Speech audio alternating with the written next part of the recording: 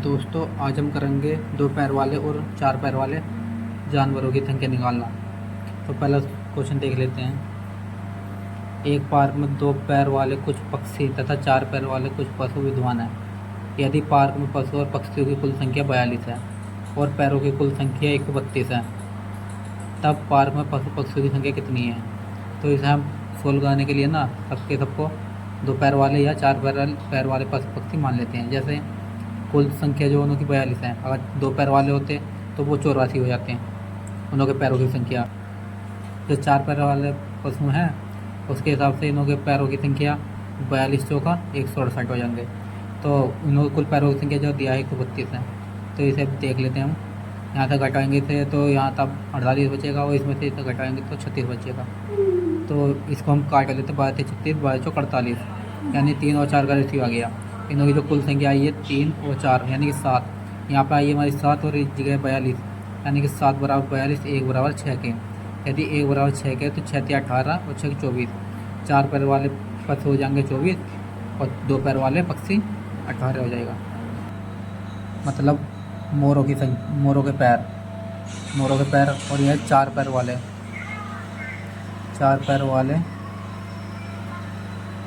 जो पशु होंगे उनों की, चार पैर वाले पशु के पैर। तो दो पैर वाले होंगे यानी कि 35 सिर हैं, 35 सिर हैं यानी कि मोर मान लेते हैं सबके सब।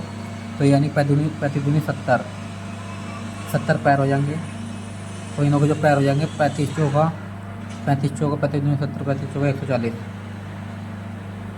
140 पैर, यानी कि चार पैर वाले। इनों की जो कुल पैरों की संख्या 58 है। अब इसे हम घटा लेते हैं, यानी कि ये हमारा बचेगा 42 और इसमें तो ऐसे घटाएंगे तो ये बचेगा हमारा 28, यानी कि 7 छंग 42 और 7 चौक 28, 2 3 6 2 3 4 रेशियो, यानी कुल संख्या इनों की आ जाती है, यानी कि 3:2। कुल मिलाकर हो जाते हैं 5। और हमारे पास दे रखे हैं कुल पक्षी या पशु जो दे रखे हैं 35 है, वो 35 एक हमारे 5 7 35 7, यानी कि 7 दूनी 14। चार पैर वाले पशु हो जाएंगे। चार पैर वालों की संख्या हो जाएगी, या दो पैर वालों की 7 दूनी या 2 यानी 7 21, यानी 21 मोर हो जाएंगे हमारे पास।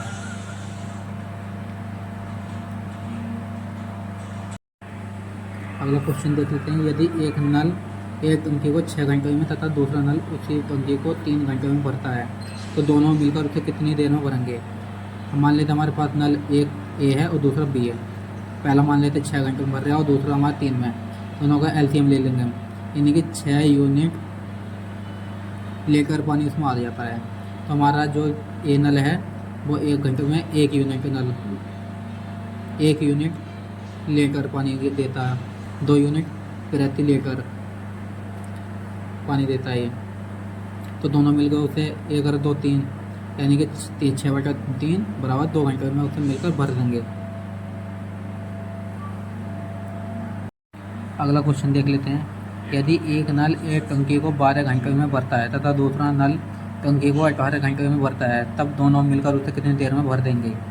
यानी कि हम मान लेते पहला नल ए दूसरा नल बी। पहला भर रहा उससे 12 में, दूसरा भर रहा उससे 18 में। इन दोनों का एलसीएम ले लेंगे।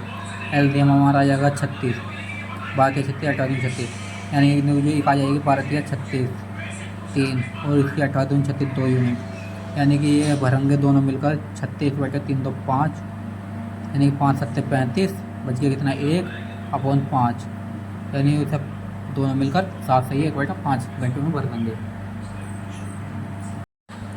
आखिरी प्रश्न देख लेते हैं। यदि एक नल टंकी को 6 घंटे में भर देता है तथा दूसरा खाली करने वाला नल, आपकी बारी खाली करने वाला नल लगाए, टंकी को 10 घंटे में खाली कर देता है, तब टंकी कितने घंटे में भर अथवा खाली हो सकती है? तो देख लेते हैं। यानी कि हमारे पास नल पहला ए भर रहा है, दूसरा नल बी खाली करता है, यानी कि 6 घंटे में भरता है और ये -10, यानी इनों का एलसीएम ले लेंगे, यानी कि ये आ जाएगा 30, यानी कि -3 ये खाली करेगा और ये 6 5 30 भरेगा, यानी कि ये प्लस और ये माइनस वाला। तो हमारे पास फिर भी ये 2 बचेगा, यानी कि हमें भरनी है 30 लीटर पानी केवल।